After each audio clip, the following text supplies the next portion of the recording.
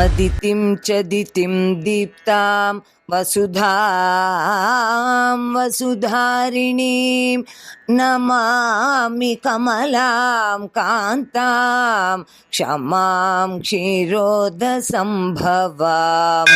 சுசக்கர வரதாச்சாரியம் சுத்த சத்வ குருத்தமம் ஸ்ரீநிதி ராகவம் வந்தே ஹி அபார கருணாகரம். கவசம் கனெக்ட் நேயர்களுக்கு வணக்கம்.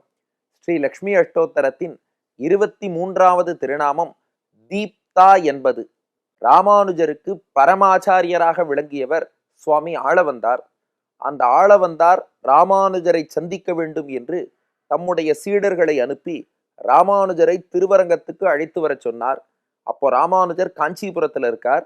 காஞ்சிபுரத்திலிருந்து திருவரங்கத்துக்கு ராமானுஜரை அழைத்து வருகிறார்கள். ஆளவந்தாரை இவர் அடிபணியணுங்கிறதுக்காக. ஆனா அதற்குள் ஆளவந்தாருக்கு முதுமை. அவர் வைகுண்டத்தையே அடைந்து விடுகிறார், பரமபதத்தை அடைந்து விடுகிறார். ராமானுஜர் வந்து பார்க்கும்போது ஆளவந்தாருடைய சரம திருமேனியைத்தான் சேவிக்கிறார். பொதுவாக நமக்கெல்லாம் உயிர் நீங்கிய உடல்னு சொல்லுவோம் இல்லையா, அது ஆச்சாரியர்களுக்கு சரம திருமேனி என்று சொல்வார்கள். அந்த திருமேனியைத்தான் சேவிக்கிறார். அப்போ ராமானுஜர் ரொம்ப கதறி அழுதாராம். என்ன ரங்கநாதனே இப்படி ஏமாத்திட்டானே, இந்த மகான் ஆளவந்தாரை சேவிக்கணும்னு ஆசைப்பட்டேன், கடைசியில பெருமாள் அவர் திருவுள்ளம் இந்த மாதிரி ஆயிடுத்தேன்னு ரொம்ப வருந்துகிறார். வருந்தி ஆளவந்தார் திருமேனியை சேவிச்சப்போ ஒரு விஷயத்தை ராமானுஜர் கவனிச்சாராம். ஆளவந்தாருடைய கையிலே 3 விரல்கள் மடங்கி இருந்தன. அதை கவனிச்சுட்டு சுத்தி இருந்தவாழ்கிட்ட கேட்டானா, இவருக்கு இந்த 3 விரல்கள் மடங்கி இருக்கே, இதுக்கு முன்னாடி இப்படி உண்டா ஏதாவதுன்னு கேட்டார். இல்ல அப்படி எதுவும் கிடையாதுன்னு சுற்றி இருந்தவர்கள் சொன்னார்கள். உடனே ராமானுஜர் அடுத்த கேள்வி கேட்டாராம், இவருக்கு நிறைவேறாத ஆசைகள்னு ஏதாவது உண்டான்னு கேட்டார். ஆமா, 3 நிறைவேறாத ஆசைகள் உண்டுன்னா. என்னென்ன ஆசைகள் என்று கேட்டார் ராமானுஜர். முதல் ஆசை என்னன்னா, வியாசர் அருளிய பிரம்மசூத்திரங்கள். அந்த பிரம்மசூத்திரங்களுக்கெல்லாம் போதாயனர்னு ஒரு முனிவர் விளக்க உரை எழுதியிருக்கார். ஆனா அந்த போதாயனருடைய விளக்க உரை இப்போ ஒன்றும் பிரசித்தமா உலகத்துல கிடைக்கல. ஏன்னா ஒரு ரிஷியின் கருத்து இன்னொரு ரிஷிக்கு தான் தெரியும். வியாச ரிஷியின் கருத்து போதாயன ரிஷிக்கு தான் தெரியும். அப்போ அந்த போதாயன விருத்தி என்ற அந்த நூலின் அடிப்படையில் புதிதாக ஒரு விளக்க உரை வியாசருடைய பிரம்மசூத்திரத்துக்கு உருவாக்க வேண்டும். அது சரியான விளக்க உரையா இருக்கணும். ஏன்னா நமக்கு தோணின அர்த்தம்னு சொல்வதை விட, நாம் ஒரு கொள்கைன்னு கட்டமைத்து கொண்டு அதற்காக பிரம்மசூத்திரத்தை வளைப்பதை விட, பிரம்மசூத்திரத்துல வியாசர் என்ன சொல்லியிருக்காருன்னு அதுக்கு நாம விளக்க உரை எழுதி அதன் அடிப்படையில் சித்தாந்தத்தை அறிந்து கொள்வது தானே பொருத்தமா இருக்கும். அப்ப அந்த மாதிரி ஒரு தெளிவான விளக்க உரை, போதாயனருடைய விளக்கத்தை தழுவிய விளக்க உரை, அது வேண்டும். இது முதல் ஆசை. 2வது ஆசை, நம்மாழ்வார் அருளி செய்த திருவாய்மொழி தமிழ் வேதம். அந்த திருவாய்மொழிக்கு ஒரு விளக்க உரை உருவாகணும். அந்த விளக்க உரையை நம்மாழ்வார் பேரையே ஒருத்தருக்கு சூட்டி அவர் மூலமாக எழுத வைக்கணும். இது 2வது ஆசை. 3வது, பராசர முனிவர் நமக்கு விஷ்ணு புராணம் கொடுத்தவர். வியாச முனிவர் மகாபாரதமும் மற்ற சாத்விக புராணங்கள் எல்லாம் கொடுத்தவர். இந்த பராசர முனிவரையும் வியாச முனிவரையும் நாம ஞாபகம் வச்சுக்கணும்னா, யாராவது 2 நல்ல குழந்தைகளுக்கு பராசரர் வியாசர்னு இவா 2 பேர் பேரை வச்சுடணும். அந்த பேரை வச்சுட்டா அந்த ரிஷிகளை நாமும் ஞாபகம் வச்சுப்போம் இல்லையா. இது 3வது ஆசை என்று இந்த 3 ஆசைகளையும் அவர்கள் தெரிவிக்கவும் ராமானுஜர் சொன்னாராம், 3ஐயும் அடியேன் நிறைவேற்றுகிறேன். பிரம்மசூத்திரத்துக்கு விளக்க உரை எழுதுகிறேன். நம்மாழ்வார் பேரை ஒருத்தருக்கு சூட்டி அவர் மூலமாக திருவாய்மொழி விளக்க உரை எழுத வைக்கிறேன். 3வதாக நல்ல குழந்தைகளா தேர்ந்தெடுத்து பராசரர் வியாசர் அவ பேரை சூட்டுகிறேன்னு அங்கேயே சபதம் செய்தார் ராமானுஜர். மடங்கி இருந்த ஆளவந்தாரின் 3 விரல்களும் நீண்டு விட்டனமா. அதுக்கப்புறம் ராமானுஜர் அந்த மிஷனை அக்காம்ப்ளிஷ் பண்றார். ஸ்ரீபாஷ்யம்னு காஷ்மீருக்கு போய் போதாயன விருத்தி கிரந்தத்தை பெற்று சிஷ்யர் கூரத்தாழ்வானுடைய பேருதவியாலே ஸ்ரீபாஷ்யம் என்று பிரம்மசூத்திரத்துக்கான விளக்க உரை, அற்புதமான விளக்க உரையை ராமானுஜர் வடித்து தந்தார். முதல் ஆசையை நிறைவேற்றியாச்சு. 2வது, நம்மாழ்வார் பேரை ஒருத்தருக்கு வச்சு அவர் மூலம் திருவாய்மொழிக்கு விளக்க உரை வரணும். அதனால ராமானுஜரே திருவாய்மொழியில் வல்லவர் தான். இருந்தாலும் ஆளவந்தார் ஆசைப்படி திருக்குறுகைப்பிரான் பிள்ளான், குறுகைப்பிரான்னா நம்மாழ்வார், திருக்குறுகைப்பிரான் பிள்ளான் என்ற சிஷ்யரை தேர்ந்தெடுத்து அவர் மூலம் இன்பமிகு 6000 என்று சுவாமி மணவாள மாமுனிகளும் கொண்டாடிய 6000 படி என்ற விளக்க உரை திருவாய்மொழிக்கு அவர் மூலமாக உருவாகும்படி செஞ்சார். 2 ஆசைகளை நிறைவேற்றியாச்சு. இப்போ 3வது ஆசைக்குத்தான் ராமானுஜர் ரொம்ப யோசிச்சாராம். நீங்க மேலோட்டமா பாருங்க, முதல் 2 ஆசை தான் கஷ்டம், 3வது ஆசை ரொம்ப ஈஸின்னு நாம நினைப்போம். குழந்தைக்கு பேர் வைக்கணும் பராசரர் வியாசர்னு, அது வச்சுடலாம். பிரம்மசூத்திர விளக்க உரை, திருவாய்மொழி விளக்க உரை இதுதானே கஷ்டம். ஆனா ராமானுஜருக்கு முதல் 2ம் ஈஸி. ஏன்னா அவர் ஞானத்துக்கு பிரம்மசூத்திரத்துக்கு அவர் நிச்சயமா நல்ல விளக்க உரை முன்னோர்கள் வழியிலேயே எழுதிடுவார். திருவாய்மொழி விளக்க உரை ராமானுஜருடைய சிஷ்யர் எழுதுறாருன்னா அது சரியா அமைஞ்சிடும். ஆனா குழந்தைக்கு பேர் வைக்கிறது ராமானுஜர் ரொம்ப யோசிச்சாராம். ஏன்னா அந்த குழந்தை பிறக்கும் போதே கணித்து இது நல்ல குழந்தையா, எதிர்காலத்துல நன்னா வருமானு பார்த்து அதுக்கு பேர் வைக்கணும். நாம பாட்டுக்கு பராசரர் வியாசர்னு பேர் வச்சுட்டு அது ஏதாவது நேருக்கு மாறா இருந்துருத்துன்னு வச்சுக்கோங்களேன். ஏன்னா ஒரு குழந்தை பிறந்த குழந்தையை பார்க்கும்போது இது எதிர்காலத்துல எப்படி வரும்னு நம்மளால ப்ரிடிக்ட் பண்ண முடியாது இல்லையா. அது ஏதாவது வேற மாதிரி குழந்தையா போய் கடைசியில பேர் வச்சது போக பேரையே கெடுத்துட்டு போயிடக்கூடாது. ஏன்னா இப்போ ஒரு நல்ல உயர்ந்த ஒரு சான்றோர் பேரை இன்னொருத்தருக்கு வைக்கிறாங்க, இவன் தப்பு பண்ணிட்டான்னா அந்த பேரை சொல்லித்தானே இவன் தவறு செய்தான் என்று சொல்வார்கள். அப்ப ராமானுஜர் என்ன நினைத்தாராம், இந்த 3வது விஷயத்தில் தான் நமக்கு பொறுப்பு ரொம்ப அதிகம், அவ்வளோ எளிதா எல்லாருக்கும் பேர் வச்சிடக்கூடாதுன்னு யோசிக்கிறார். இந்த சூழல்ல தான் ராமானுஜருடைய சிஷ்யர் கூரத்தாழ்வான். அவர் காஞ்சிபுரத்துக்கு அருகே கூரத்துல பெரிய ஜமீன்தார்.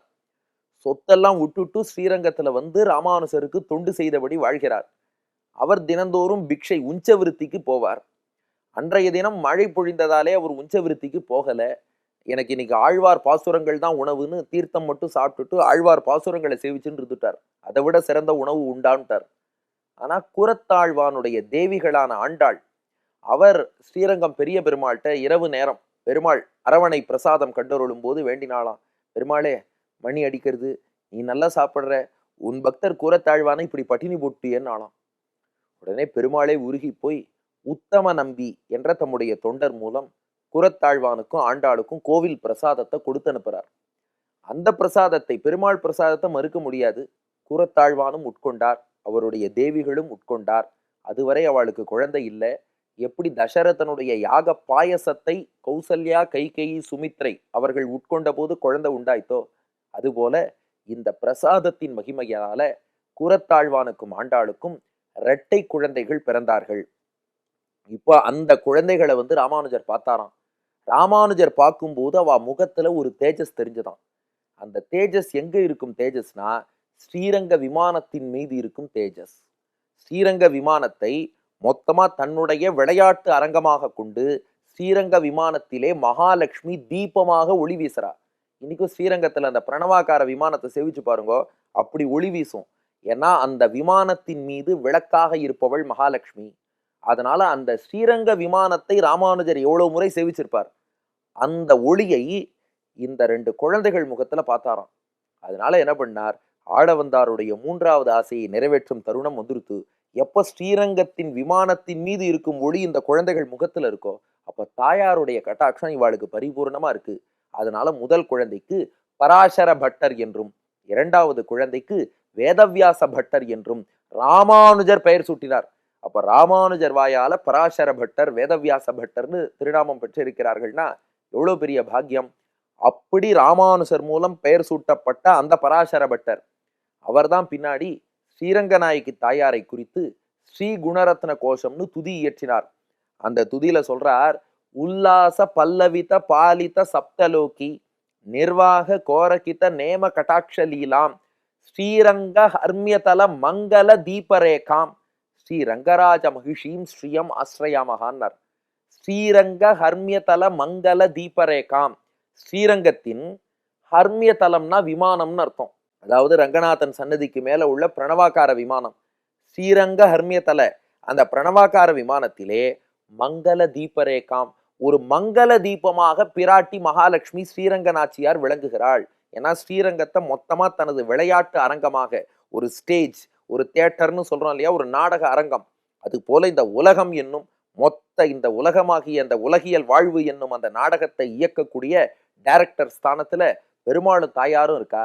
அதற்கு ஒரு சான்றுதான் அந்த ஸ்ரீரங்கம் என்னும் அரங்கத்தை தனக்கு இருப்பிடமாக கொண்டு அதற்கு மேலே ஸ்ரீரங்க விமானத்தில் ஒரு தீபமாக என்றும் அந்த தாயார் ஸ்ரீரங்க நாயகி தாயார் ஒளி வீசிக்கொண்டே இருக்கிறாள். அந்த ஒளி இந்த குழந்தைகள் முகத்துல இருந்ததுனாலதான் இவாளுக்கு அந்த பெயரை சூட்டி ராமானுஜரும் ஆளவந்தாருடைய 3வது ஆசையை நிறைவேற்றினார். அப்பதான் ராமானுஜர் புரிஞ்சுட்டாராம், எதுவா இருந்தாலும் பெருமாள் தாயார் ஒரு காரணத்தோடு தான் பண்றா. ஆளவந்தாருடைய விரல்கள் மடிந்திருக்கும்படியாக பண்ணினார். அப்பதான் ராமானுஜர் அந்த வீராவேசத்தோடு சபதம் பண்ணுவார். ஏன்னா எப்போது நாம் சபதத்துல இன்னும் கொஞ்சம் வேகமா செயல்படுவோம்னா, ஐயோ ஆளவந்தாரை இழந்துட்டோம், அவருடைய நிறைவேறாத ஆசையாவது நிறைவேற்றணும் தோணும் இல்லையா? அப்ப நம் மூலமாக இதெல்லாம் நடக்கணுங்கிறதுக்காக ஸ்ரீரங்கத்தின் மீது தாயார் தீபமாய் இருந்து சில விஷயங்களை நடத்தியிருக்கா. அப்போ பெருமாள் நம்மளை ஏமாத்திட்டாரே, ஆளவந்தார சேவிக்க முடியலையே என்று நினைப்பதை விட தாயார் மேல தீபமாக இருந்து அவ எல்லாருக்கும் ஒளி தந்து கொண்டு எல்லாத்தையும் எப்படி நடத்தணுமோ அப்படி நடத்துகிறாள்.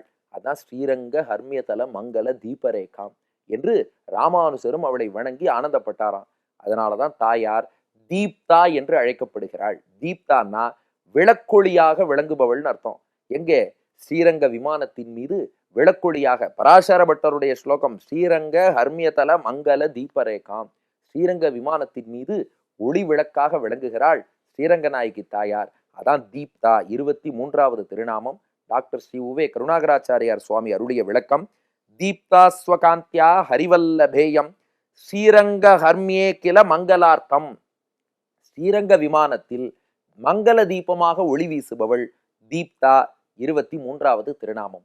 நாமும் இந்த திருநாம விளக்கத்தை எல்லோருக்கும் பகிர்ந்து எல்லோரோடும் இணைந்து ஸ்ரீரங்க நாயகி தாயாரை தியானித்து கொண்டு தீப்தாயை நமஹா என்று தினமும் சொல்லி வந்தால் நம் வாழ்விலே விளக்கேற்றி வைத்து ஒளிமயமான எதிர்காலம் அமையும்படி தாயார் அருள் புரிவாள். நன்றி, வணக்கம்.